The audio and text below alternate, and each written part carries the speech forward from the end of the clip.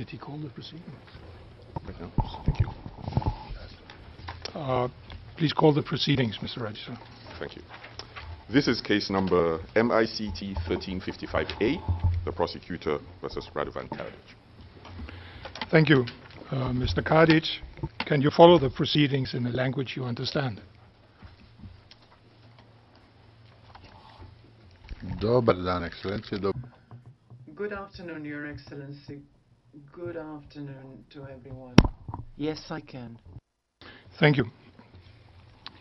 Now let me ask for the appearances of the parties, starting with counsel for Mr. Karadžić. Yes, good afternoon, Your Honor, members of the Appeals Chamber.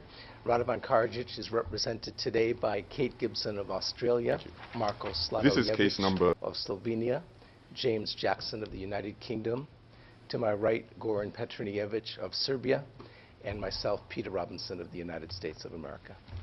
Thank you, counsel. And now for the prosecution. Good afternoon. Barbara Goy and Laurel Baig for the prosecution, with our case manager, Ian Reid. Thank you.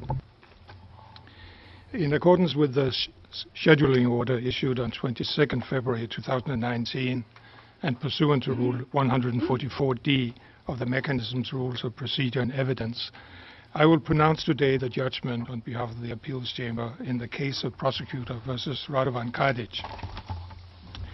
I will not read out the full text of the judgment except for the disposition, but instead I will summarize the essential issues on appeal and central findings of the Appeals Chamber.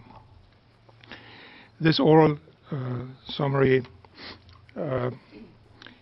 does not constitute any parts of the official and authoritative judgment of the Appeals Chamber, which will be distributed in writing to the parties following the close of this hearing in confidential and public redacted versions.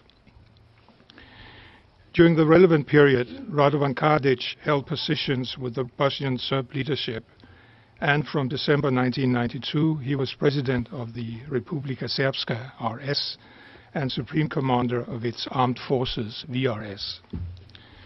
On 24 March 2016, a trial chamber of the International Criminal Tribunal for the former Yugoslavia convicted Karadžić of genocide, crimes against humanity, and violations of the laws or customs of war in connection with his participation in 4 joint criminal enterprises.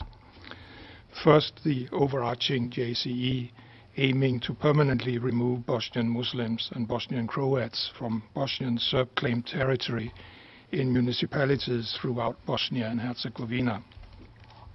Second, the Sarajevo JCE, aiming to spread terror among the civilian population of Sarajevo through a campaign of sniping and shelling. Third, the Srebrenica JCE, aiming to eliminate the Bosnian Muslims in Srebrenica in 1995. And fourth, the Hostages JCE, aiming to take UN personnel hostage to compel NATO to abstain from conducting airstrikes against Bosnian Serb targets. The trial chamber sentenced Karadžić to 40 years of imprisonment.